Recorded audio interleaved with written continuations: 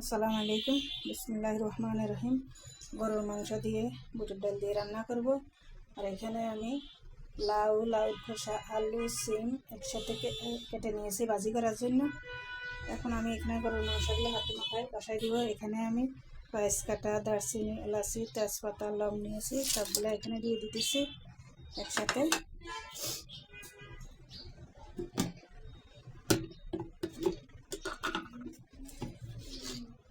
স্বাদ মতো লবণ দিয়ে দিতেছি, হলুদের গুঁড়া দিয়ে দিলাম,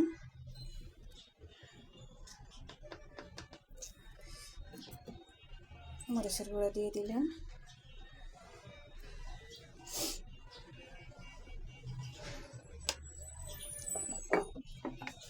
তেল দিয়ে দিলাম,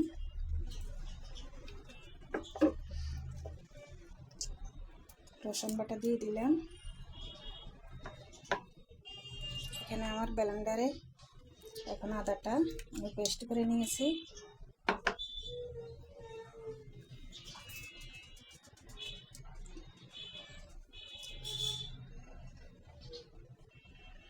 এখন আমি এখানে ব্লেন্ডারটা ধুয়ে আদা বাটার পানিটা দিয়ে দিব কষানোর জন্য।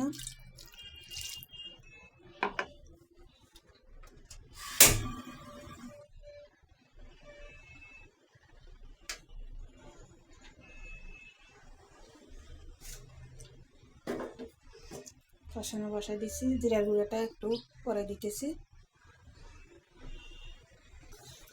মাংসটা আমার হলুদ লেগে গেছে, এখন আমি জিরার গুঁড়া, ধনিয়ার গুঁড়া দিয়ে দিব।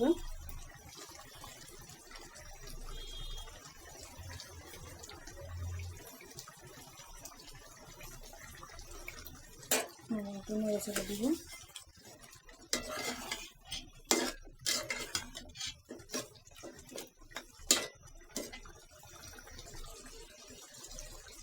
মাংসটা এখন আমার কষানো হয়নি, আর শুকায়।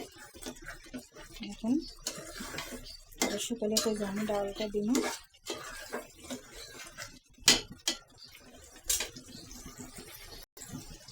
দেখুন আমার মাংসটা একবার কষানো হয়ে গেছে। এখন আমি ডালটা দিয়ে একটু পানি দিয়ে আবার মাংসটাকে কষাই নিব। ডাল আর মাংস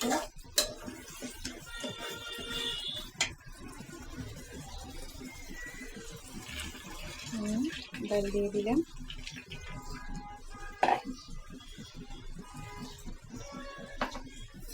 আরও একটু পানি দিয়ে দিব।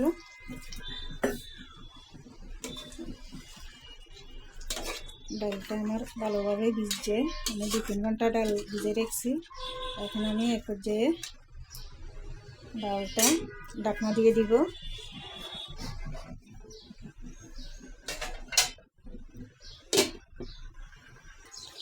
এখানে আমার ডালটা কষানো হয়ে গেছে, এখন পানি দিয়ে দিব, না হয় আমার ডালটা তলায় লেগে যাবে।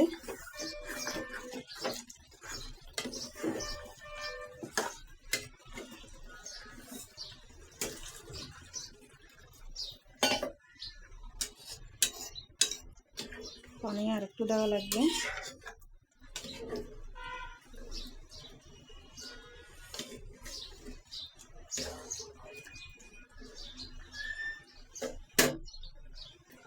এখানে কড়াই বসাই দিচ্ছি। এখানে আমি সবজিগুলো ভাজি করে নেব।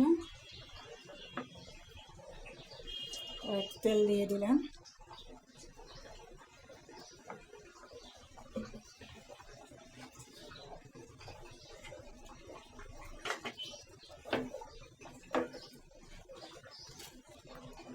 পেঁয়াজ কাটা দিয়ে দিলাম, কাঁচামরিচ ফেলে দিয়ে দিলাম,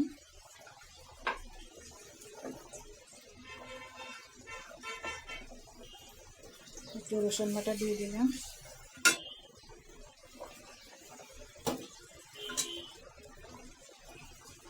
হলুদের গুঁড়ো দিয়ে দিলাম,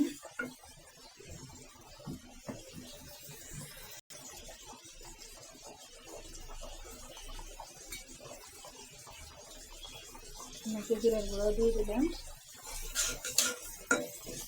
লবণটা আমি সবজি দিয়ে তারপর দিব। সবজিগুলো দিয়ে দিলাম।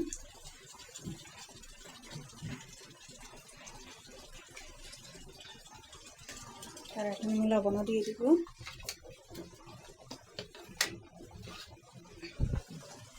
লবণ দিয়ে দিলাম। এখন আমি নেড়ে চেড়ে ঢাকনা দিয়ে দিব। এখন আমার ডালটা সিদ্ধ হয়ে গেছে। এখন আমি কয়টা কাঁচামরিচ ফালি দিয়ে দিব। কাঁচামরিচ ফালিটা দিয়ে আমি 3-4 মিনিট একটু ঢাকনা দিয়ে রাখবো, আগুন কমাই দিয়ে।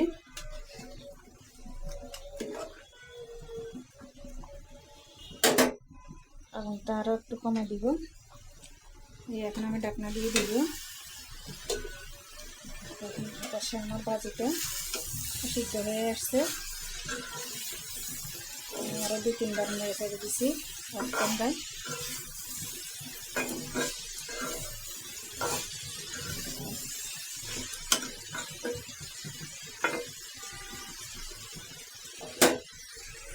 এখন আমার ডাল আর মাংসটা হয়ে গেছে, সবজিটা হয়ে গেছে। এখন আমি নামিয়ে নিব।